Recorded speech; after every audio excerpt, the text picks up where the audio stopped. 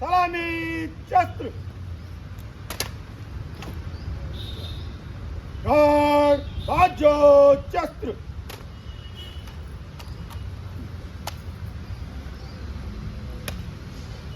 महोदय आपके निरीक्षण के लिए गार्ड हाजिर है।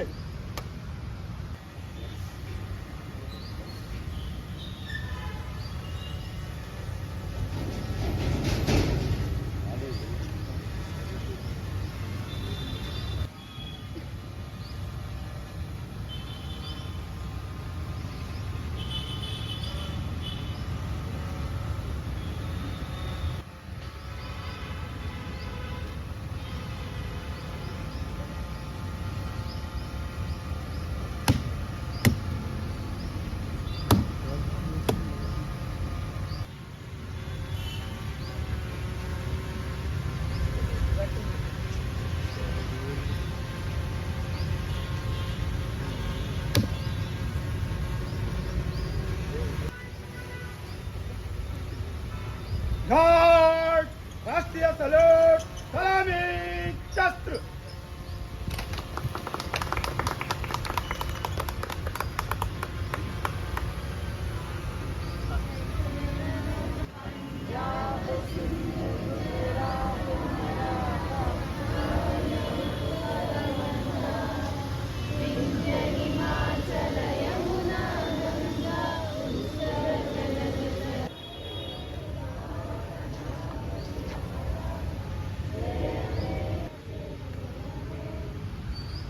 गार्ड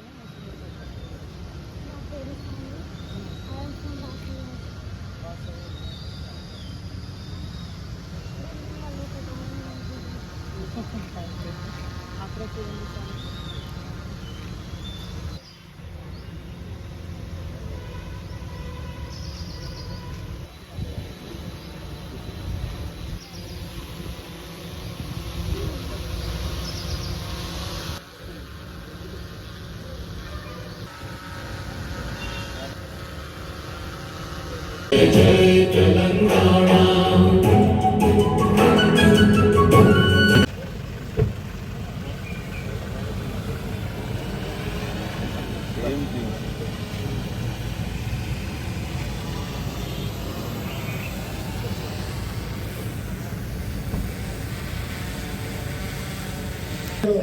పోరాటాల ఫలితంగా ఏర్పడ్డ తెలంగాణ మరి ఈరోజు వారి అమరులను స్మరించుకున్నాం, వారికి నివాళులర్పిద్దాం.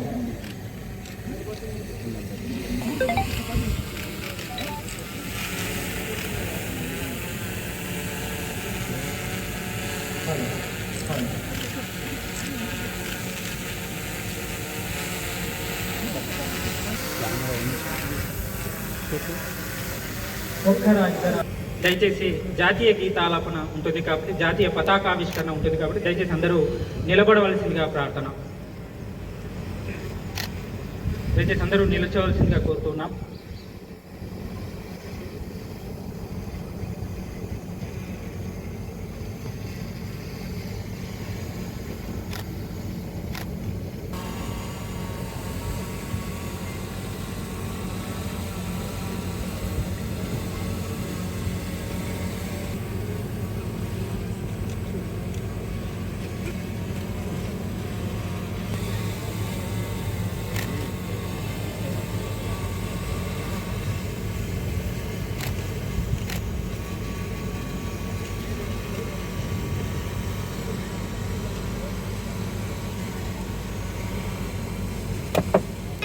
ఆవిష్కరణ राष्ट्रीय सैल्यूट सलामी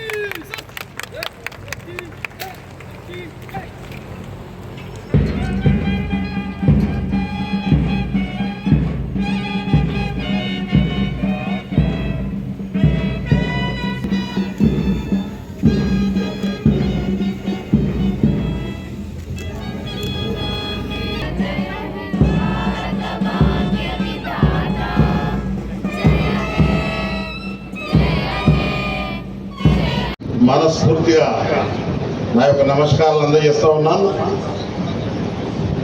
తెలంగాణ రాష్ట్రం ఆవిర్భవించి నేటితో 11 ఏళ్ళు నిండాయి. ఈ సందర్భంగా రాష్ట్ర వ్యాప్తంగా అవతరణ దినోత్సవాలు ఘనంగా నిర్వహించబడుతున్నాయి. ఈ విశిష్ట సందర్భంలో ఈ వేడుకలకు ఇచ్చేసినటువంటి జిల్లా ప్రజలకు నా హృదయపూర్వక అభినందనలు తెలియజేస్తా ఉన్నాను. స్వరాష్ట్ర సాధన కోసం అమరుల త్యాగాలకు నా ప్రగాఢ నివాళులు అర్పిస్తా ఉన్నాను. ఎందరో ఉద్యమకారుల త్యాగాల పునాదులపై ఏర్పడిన తెలంగాణ రాష్ట్రం నేడు అన్ని రంగాల్లో దశ దిశగా అభివృద్ధి చెందుతూ ఉంది. దేశమంతా ప్రశంసలు అందుకుంటా ఉంది. తెలంగాణ రాష్ట్రాన్ని భారతదేశంలోనూ ప్రపంచ స్థాయిలో అగ్రస్థానంలో నిలిపేందుకు గౌరవ ముఖ్యమంత్రి రేవంత్ రెడ్డి గారి నాయకత్వంలో తెలంగాణ రైజింగ్ 2047 విజన్తో ప్రజాప్రభుత్వం ముందుకు సాగుతూ ఉంది. తెలంగాణ రాష్ట్రాభివృద్ధికి ఆర్థిక, సామాజిక, పరిపాలన రంగాల్లో ఆదర్శవంతమైన లక్ష్యాలతోటి తెలంగాణ రైజింగ్ 2047 విజన్ డాక్యుమెంట్తో రూపొందించుకుని గౌరవ ముఖ్యమంత్రి గారు రేవంత్ రెడ్డి ఇటీవల జరిగినటువంటి నీతి ఆయోగ్ సమావేశంలో వెల్లడించడం జరిగిందనేటువంటి మాట తెలియజేస్తా ఉన్నాం. ఈ తెలంగాణ రైజింగ్ 2047 వాటి యొక్క కీలక అంశాలు తెలంగాణ రైజింగ్ విజన్లో 4 కీలక అంశాలు ఉన్నాయి. పేదల సంక్షేమం, సమగ్ర పాలసీల రూపకల్పన, ప్రపంచ స్థాయి ఇన్ఫ్రాస్ట్రక్చర్ డెవలప్మెంట్, పారదర్శకత, సుపరిపాలన లక్ష్యాలకు ప్రాధాన్యమిస్తున్నారు. ఈ లక్ష్యాల సాధన కోసం ప్రభుత్వం ఇప్పటికే పలు చర్యలు చేపట్టింది. తెలంగాణ సమగ్ర అభివృద్ధికి ఇప్పటికే welfare and social justice policy, green energy policy, infra and industrial policy, tourism పాలసీలను ప్రభుత్వం సిద్ధం చేసింది. ఈ విజన్ డాక్యుమెంటు భవిష్యత్ తెలంగాణకు ఒక భగవద్గీత. ఇది తెలంగాణ రూపురేఖలనే మార్చివేస్తుందనే దానికి సందేహం లేదు. ఆడబిడ్డలకు అండదండలు, ఆడబిడ్డలు ఆనందంగా ఉన్న ఆ ఇంటే మహాలక్ష్మి దానవిస్తుంది. అందుకే రాష్ట్రంలో 1 కోటి మంది ఆడబిడ్డలను కోటీశ్వరం చేయాలనే సంకల్పంతో ప్రభుత్వం అనేక కార్యక్రమాలను చేపట్టింది.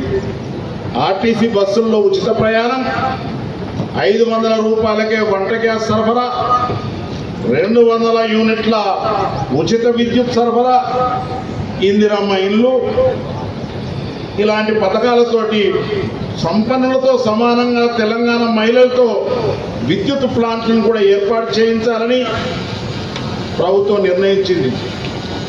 ఆర్థిక సహాయం అందజేయడం జరుగుతూ ఉంది. మీరు పేదలకు సన్నబియ్యం, పేదల ఆకలి తీర్చడం పాటు వారు ఆత్మగౌరవంతో జీవించేందుకు ఇందిరమ్మ ఇల్లు